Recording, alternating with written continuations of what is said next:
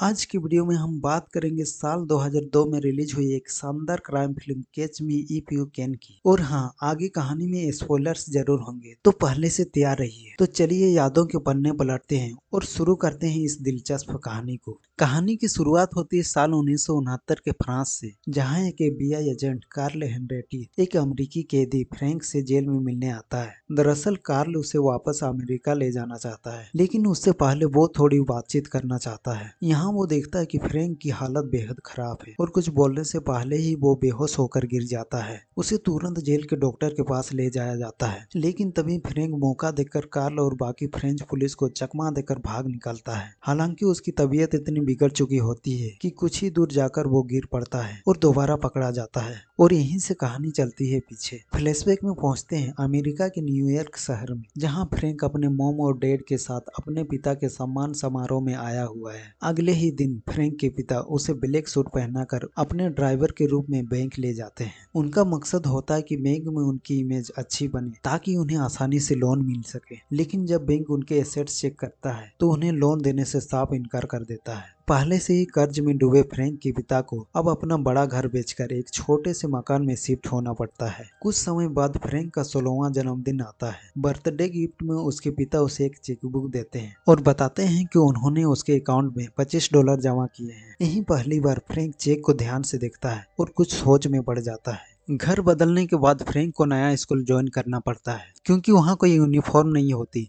वो अपने पुराने स्कूल की यूनिफॉर्म पहनकर चला जाता है। वहाँ के बच्चे उसे देखकर टीचर समझ बैठते हैं और फ्रैंक भी मौका देखकर कई हफ्तों तक उनकी फ्रेंच क्लासेस लेने लगता है। यहीं से उसके फ्रॉड गेम की शुरुआत होती है। कुछ दिनों बाद स्कूल का प्रिंसिपल फ्रैंक के पेरेंट्स को बुलाकर बताता है कि उनका बेटा स्कूल में सबको बेवकूफ बनाकर खुद को टीचर बताता है। यहाँ तक कि उसने हाल ही में पेरेंट्स टीचर मीटिंग भी आयोजित की थी। ये सुनकर फ्रैंक के पिता कुछ नहीं बोलते, बस हंसते हुए अपना बिहेवियर रखते हैं। फ्रैंक और उसके पिता का रिश्ता बिल्कुल दोस्तों जैसा था। एक दिन जब फ्रैंक स्कूल से लौटता है तो घर पर उसे बताया जाता है कि उसके माँ बाप का तलाक होने वाला है और ये तलाक कुछ टैक्स से रिलेटेड वजहों से औपचारिक रूप से किया जा रहा है। मतलब दोनों एक दूसरे को कैजुअली डिवोर्स दे रहे हैं। फिर फ्रैंक से पूछा जाता है कि वो किसके साथ रहना चाहेगा, अपनी माँ के साथ या अपने पिता के साथ। ये सवाल सुनकर फ्रैंक का दिमाग पूरी तरह से शून्य हो जाता है और वो वहाँ से भाग निकलता है। स्टेशन पर टिकट लेते समय फ्रैंक चेक से भुगतान करता है और उसे ये पेमेंट का तरीका बहुत ही आकर्षक और आसान लगता है। जो होटल में फ्रैंक ठहरा हुआ था, वहाँ के ओनर को 2 हफ्ते बाद पता चलता है कि चेक बाउंस हो चुका है। इसके बाद होटल वाले उसे वहाँ से बाहर निकाल देते हैं।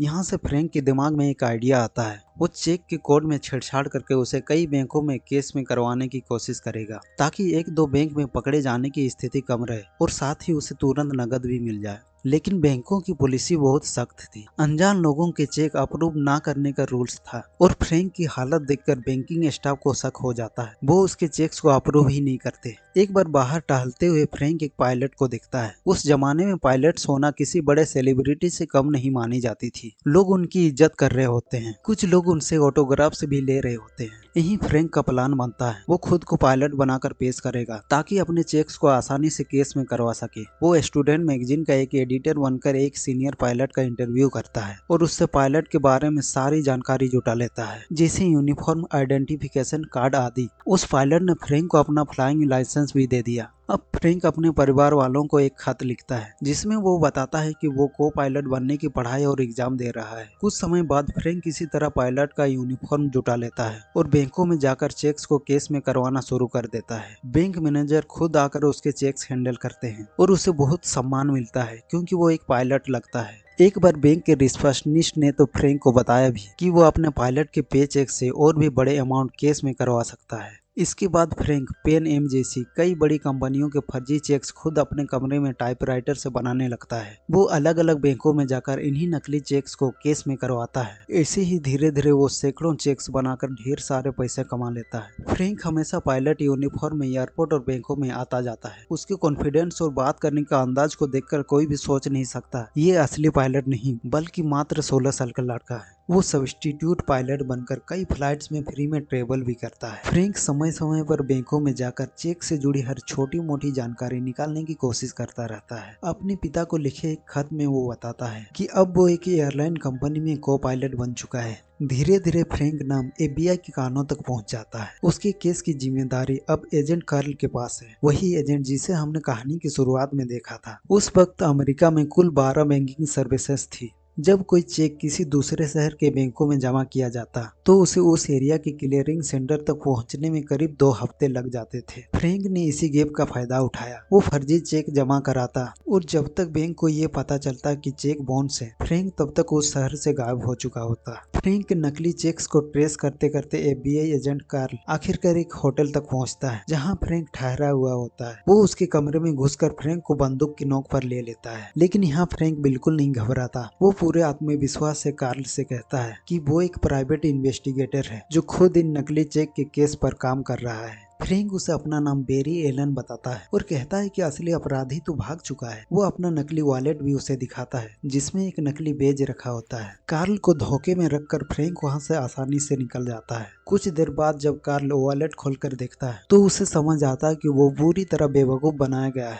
क्योंकि उस वॉलेट में बेरी एलन नाम से कोई भी असली ID नहीं होती। अब फ्रैंक की हरकतें अखबारों की सुर्खियां बनने लगती है। इससे वो थोड़ा डर जाता है और वो अपना प्रोफेशन बदलने का सोचता है। क्रिसमस के समय बेरी यानी फ्रैंक कार्ल को फोन करता है। दोनों बहुत ही कैजुअली बातचीत करते हैं। बातों बातों में फ्रैंक न्यूयॉर्क की फुटबॉल टीम द यकीज का जिक्र करता है। अगले दिन कार्ल एक कैफे में बैठा बेरी एलन के नाम की जांच कर रहा होता है। वहीं का वेटर उससे बातों बातों में कहता है कि बेरी एलन तो असल में एक comic book super hero the flash का असली नाम है। यहीं से कार्ल को कुछ अहम सुराग मिलते हैं। वो सोचता है कि अगर फ्रैंक ने खुद को बेरी एलन कहा है तो इसका मतलब वो कॉमिक्स पढ़ने वाला एक टीनेजर है, और जब उसने द यकीज टीम की बात की थी तो ये साफ संकेत था कि वो शायद न्यूयॉर्क का रहने वाला है। अब कार्ल और उसकी टीम न्यूयॉर्क में जाकर फ्रैंक की मां पाला के घर पहुंचते हैं। उन्हें पता चलता है कि पाला अब दूसरी शादी कर चुकी है। यहाँ कार्ल को एक स्कूल मैगजीन मिलती है जिसमें छवि फोटो से वो फ्रैंक को पहचान लेता है और आखिरकार उसे उसके असली नाम और पहचान दोनों का पता चल जाता है। Frank Abagnale junior. कार्ल अब फ्रैंक की मां को उसके बेटे की धोखाधड़ी के बारे में बताता है। वो कहता है कि फ्रैंक अब तक करीब $1 मिलियन यानी लगभग 15 करोड़ रुपए का फ्रॉड कर चुका है, और सोचो वो अभी सिर्फ 17 साल का है। इसी बीच हम देखते हैं कि फ्रैंक एक हॉस्पिटल में पहुंच चुका है। वहां उसकी मुलाकात होती है नर्स ब्रेडा से। फ्रैंक उससे हॉस्पिटल से जुड़ी कुछ डिटेल्स ले रहा है।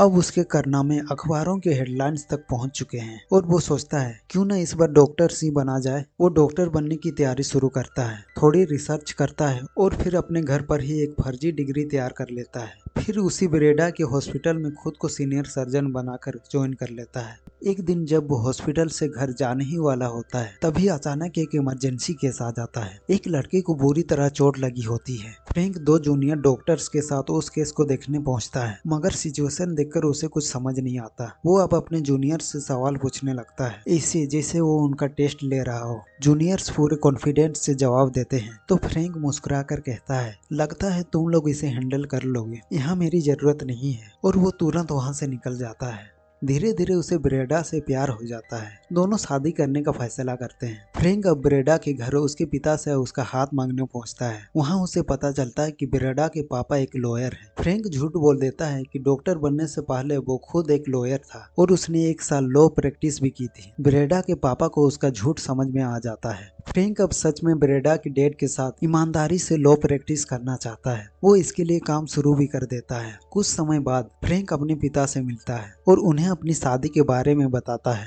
लेकिन उसके डैड की फाइनेंशियल कंडीशन ठीक नहीं होती और वो काफी डिप्रेस्ड नजर आते हैं। दरअसल FBI एजेंट उनके घर पूछताछ करने आया था, इसलिए वो फ्रैंक को सलाह देते हैं कि अब ये धोखाधड़ी का खेल बंद कर दो। फ्रैंक भी उनकी बात मान जाता है। उसी क्रिसमस नाइट को फ्रैंक कार्ल को फोन करता है। वो उसे बताता है कि अब वो शादी करने जा रहा है और हर एक गुनाह के लिए वो माफी मांगते हुए कहता है, अब मेरा पीछा छोड़ दो, मैं अब एक ईमानदार जिंदगी जीना चाहता हूँ। लेकिन कार्ल उसकी बातों को नजरअंदाज करते हुए कहता है, मैं तुम्हें सजा जरूर दिलाऊंगा। कार्ल फ्रैंक के पिता के घर पहुंचकर एक चिट्ठी से उसकी लोकेशन ट्रेस कर लेता है। उसे पता चलता है कि फिलहाल फ्रैंक एक फर्जी डॉक्टर बनकर हॉस्पिटल में काम कर रहा है। वो अपनी टीम को आदेश देता है, पिछले 2 महीनों में छपे एंगेजमेंट एड्स निकालो, क्योंकि फ्रैंक अब शादी करने वाला है। कार्ल को पूरा यकीन है कि फ्रैंक ने इस बार अपना नाम नहीं बदला होगा। FBI एजेंट्स फ्रैंक की शादी में पहुंच जाते हैं। फ्रैंक उन्हें देखकर तुरंत वहां से भाग निकलता है। जाते जाते वो ब्रेडा से कहता है, मैं तुम्हें ठीक 2 दिन बाद मियामी इंटरनेशनल एयरपोर्ट पर मिलूंगा और फिर हम दोनों देश छोड़ देंगे।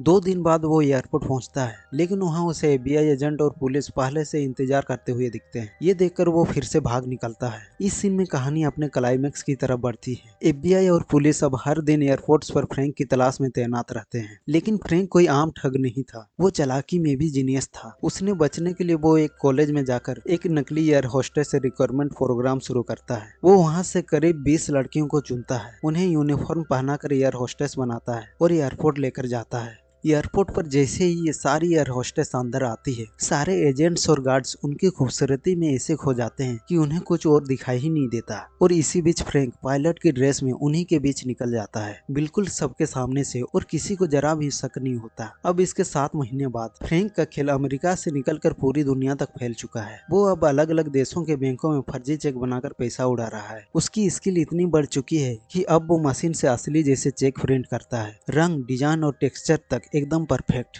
जब कार्ल इन्वेस्टिगेशन करता है तो एक एक्सपर्ट उसे बताता है कि ऐसे चेक सिर्फ यूरोप के प्रिंटिंग मशीनों से ही बन सकते हैं, जिसे फ्रांस, जर्मनी या इंग्लैंड में। तभी कार्ल को याद आता है कि फ्रैंक की माँ असल में फ्रांस के एक छोटे से गांव की रहने वाली थी। वो वहां जाता है और आखिरकार एक प्रिंटिंग फैक्ट्री में उसे फ्रैंक चेक बनाते हुए मिल जाता है। वो तुरंत फ्रैंक को पकड़ लेता है, लेकिन तभी फ्रेंच पुलिस वहां पहुंच जाती है और फ्रैंक को अपनी कस्टडी में ले लेती है। अब कहानी वहीं लौटती है जहाँ फिल्म की शुरुआत हुई थी। फ्रैंक जेल में है और कार्ल उसे मिलने आया है। दोनों को अब अमेरिका ले जाया जा रहा है। फ्लाइट में कार्ल फ्रैंक को बताता है कि उसके पिता की सीढ़ियों से गिरकर मौत हो चुकी है। ये सुनकर फ्रैंक टूट जाता है। वो बाथरूम में चला जाता है और जब प्लेन लैंड करने ही वाला होता है, वो टॉयलेट के नीचे के नॉट बोल्ट खोलकर प्लेन के नीचे से भाग निकलता है। फ्रैंक सीधे अपनी माँ के घर पहुंचता है, जहाँ वो अपनी माँ को एक नए पति और छोटी बेटी के साथ देखता है। उसे एहसास होता है कि अब वो पूरी तरह अकेला है, और तभी वहाँ कार्ल पूरी पुलिस फोर्स के साथ पहुंच जाता है और आखिरकार फ्रैंक को गिरफ्तार कर लेता है। अब फ्रैंक को उसके गुनाहों की सजा मिलती है, पूरे 12 साल की जेल। कुछ समय बाद कार्ल यानी वो FBI एजेंट जो सालों से फ्रैंक का पीछा कर रहा था, उससे जेल में मिलने आता है। वो फ्रैंक को एक फ्रॉड केस से जुड़ा चेक दिखाता है और फ्रैंक उस चेक को बस एक नजर देखकर ही उस केस से जुड़ी हर डिटेल बता देता है। कौन सा बैंक, किस तरह का पेटेंट, किसने बनाया होगा, सब कुछ।